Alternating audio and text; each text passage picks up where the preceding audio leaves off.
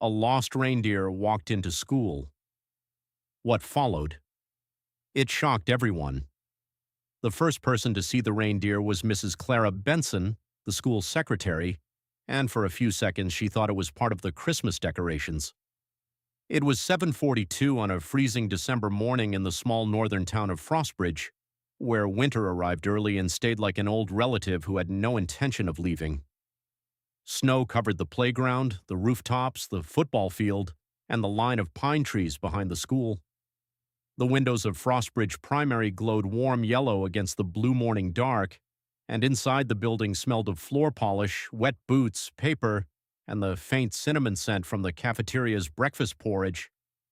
Mrs. Benson was sorting attendance sheets when she heard a strange scraping sound near the front doors. At first she ignored it.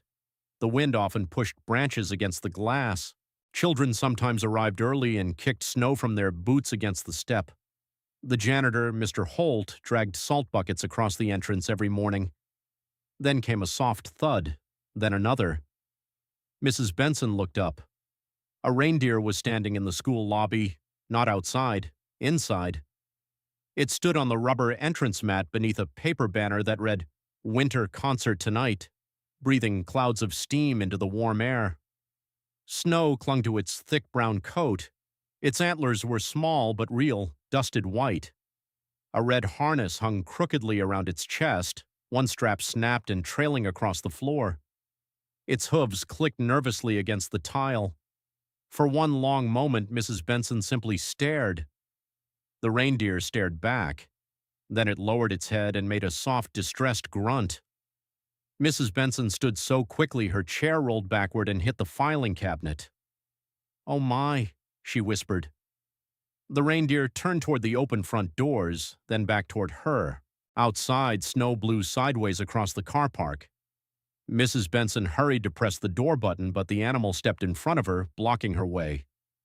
Not aggressively, not charging. Just standing there, trembling, as if it needed her to understand something before she closed the cold out. "Mr. Holt!" she shouted. The janitor came around the corner holding a mop. He stopped dead. The mop slipped from his hand and clattered onto the floor. "Clara," he said slowly, "why is there a reindeer in reception?" "I was hoping you knew." The reindeer snorted, turned toward the doors again, and stamped one hoof. Then they heard it. From somewhere outside, hidden beneath the wind, came a faint jingling sound. Not bells from a decoration, harness bells, then a cry, small, human. Mrs. Benson's hand flew to her mouth. Mr. Holt moved to the glass doors and peered into the snow. At first there was nothing but white.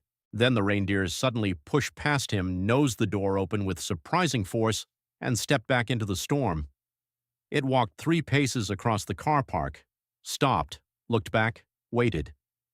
Mr. Holt's face changed. "It wants us to follow." By then, head teacher Margaret Ellis had arrived from the hallway with 2 teachers behind her. Children would begin arriving in less than 15 minutes. The school day was about to start, but something was out there in the snow, and the reindeer had come inside because it had found people. "Call emergency services," Margaret said. "Now." Mrs. Benson grabbed the phone. Mr. Holt pulled on his coat and boots. "I'll go." "You won't go alone," Margaret said. The reindeer had already reached the edge of the playground near the gate that led toward Pine Hollow Woods. It stood beside the fence, head high, harness strap blowing in the wind. Then it made another distressed grunt, and from the woods came the cry again. "Help!" This time everyone heard it.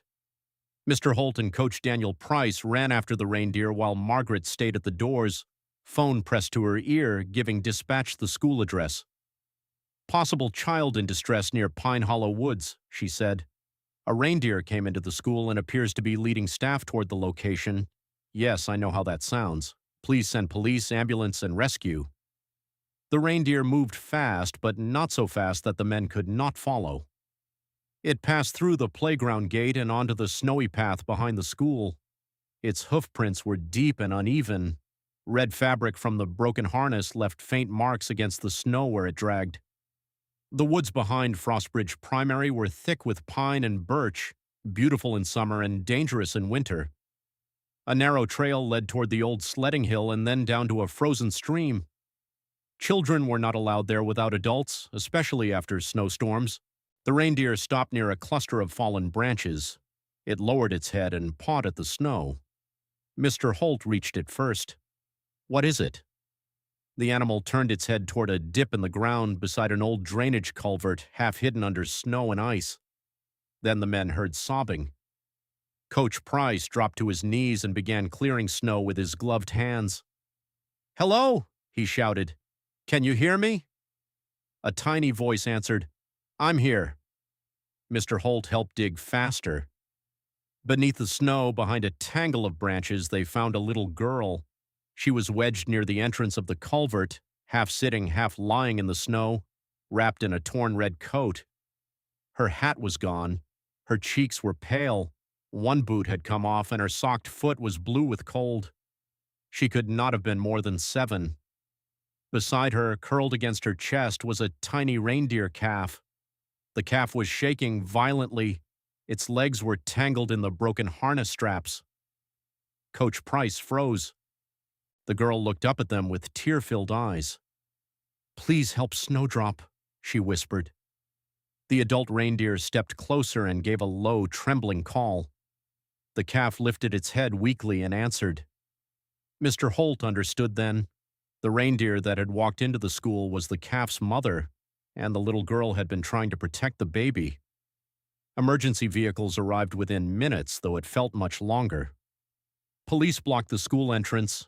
Paramedics rushed through the playground with blankets and medical bags.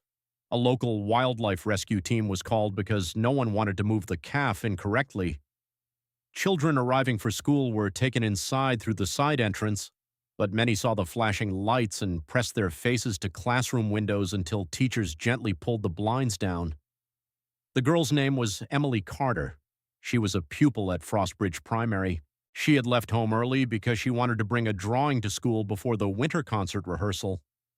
On the path behind the school, she saw the reindeer calf trapped near the culvert, its harness tangled around branches and wire. The mother reindeer was circling in panic but could not free it. Emily tried to help. She climbed down into the snowy hollow, untangled part of the strap, and managed to keep the calf from slipping deeper into the icy drainage tunnel.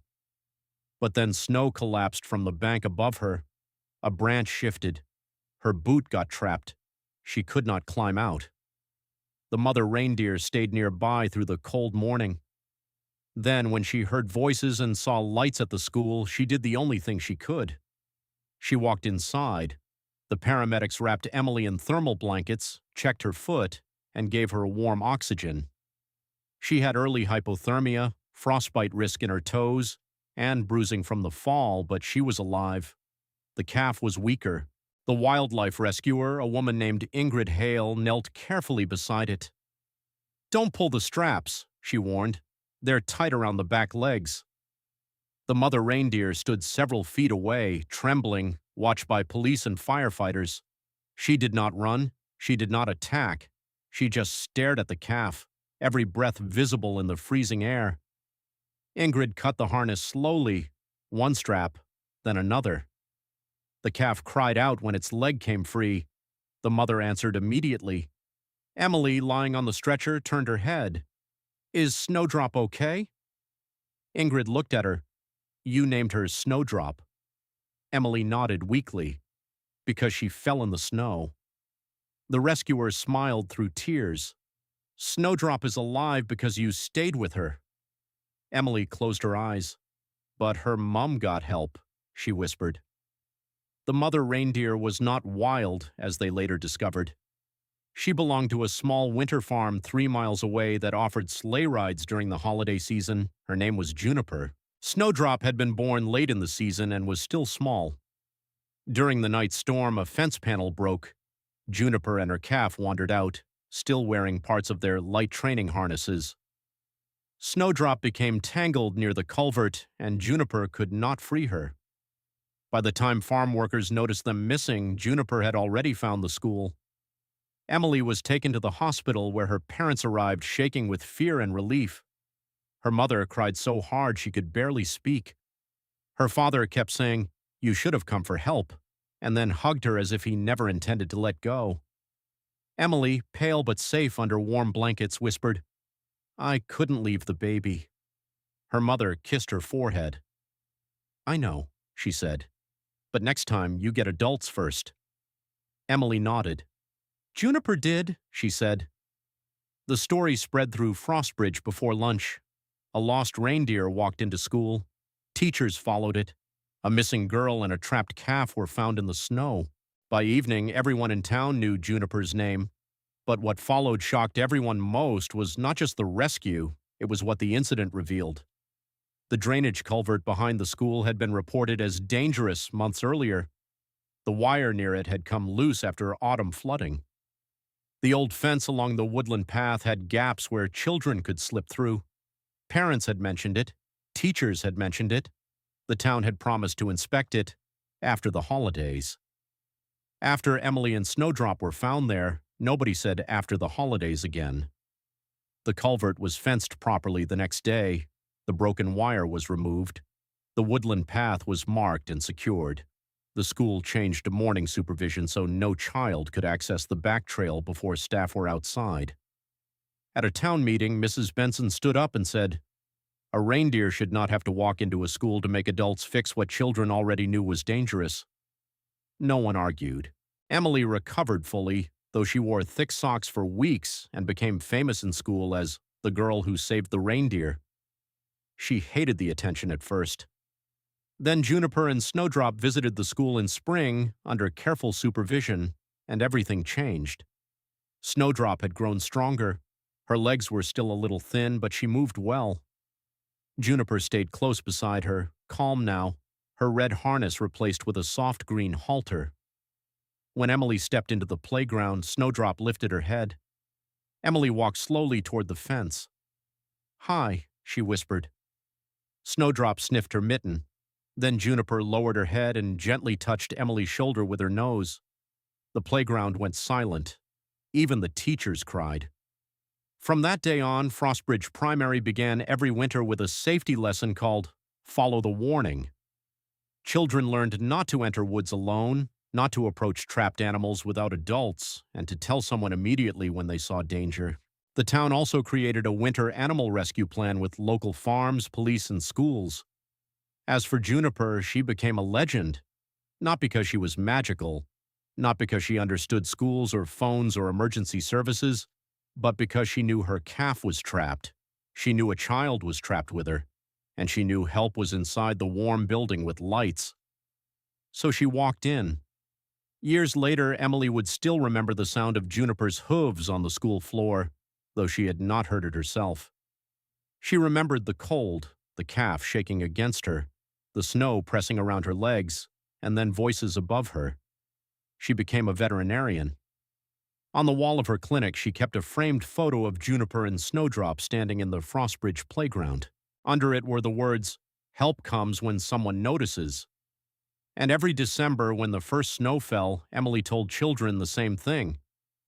If an animal acts strangely, don't ignore it. But don't try to be a hero alone. Get help. That's what Juniper did. So before we go, remember this. Sometimes the one who walks into the room does not belong there, but carries a warning that does.